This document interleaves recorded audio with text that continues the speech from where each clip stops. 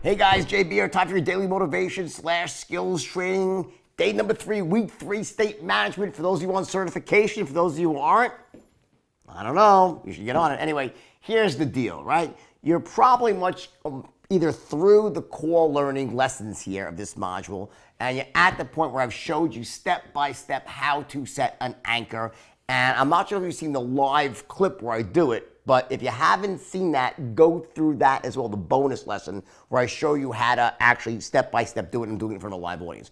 One of the things I want to just tell you here, guys, is that in practical terms, right? You know, we go through these sort of mini dips and rises, ebbs and flows in our state, day in and day out, even intraday.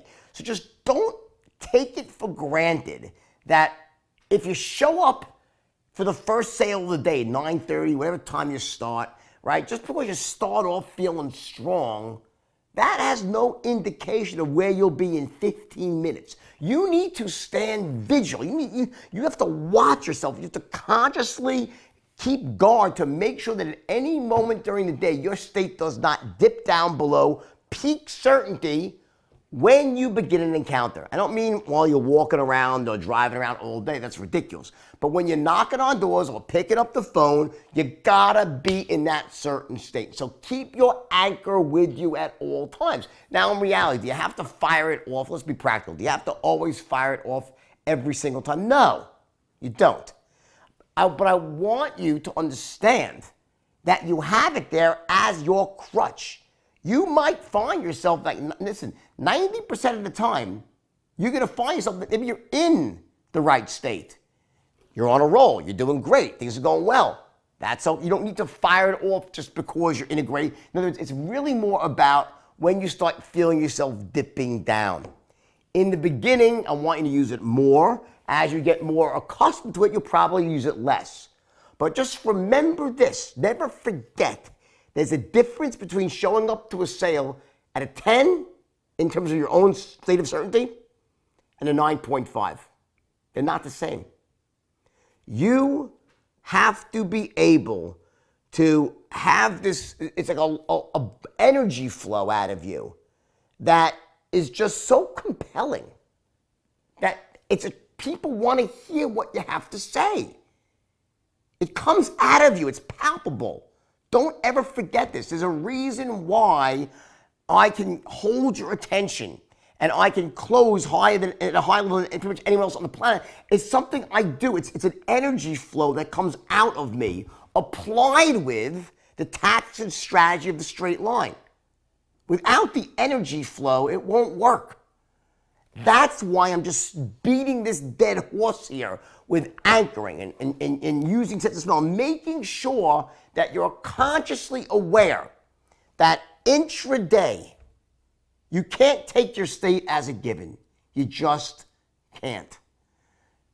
State management is the gift that you give yourself because you could have everything else right. You get it? Like you could have really worked so hard to perfect all these strategies, been through the whole training, but you forgot this one linchpin that without you showing up in a state of certainty, you got nothing to transfer. That's the bottom line. So please, if you haven't watched the live footage and been through it, take yourself through this. Get yourself into a quiet space, activate your body, go through the process, set your anchor, and at least in the beginning, while you're conditioning it, use it again, again, and again. After a while, yeah, I get it. You're feeling great, no reason to keep using it, but always have it handy for when you dip down and be conscious. It's almost like you want to be outside your own body, constantly standing watch, saying, am I being my best self right now? Seriously.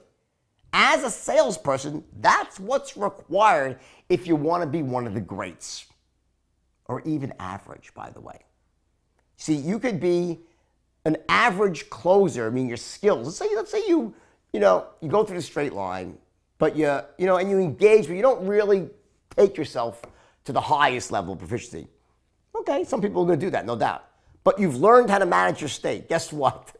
You're going to do great. That good enough factor will protect you. And if you ramp it up here and you study every skill set, you perfect the straight line, but ignore managing your state, guess what? The good enough factor will protect you there too. You'll have some days you'll be in the right state, so you still have stuff to transit, not as much, but you'll be okay, good enough. But when you get congruent, when you combine these two together, inner and outer, state management and transferring certainty, the good enough factor is a vision in the rearview mirror. You're a top producer in your field and you're kicking butt, making a ton of money and helping everybody you love and care about. You're being a light to your community. Wow, just watch what happens, all right? So please, go through the rest of this module, set your anchor, bottom line. I love you all. We'll talk again tomorrow.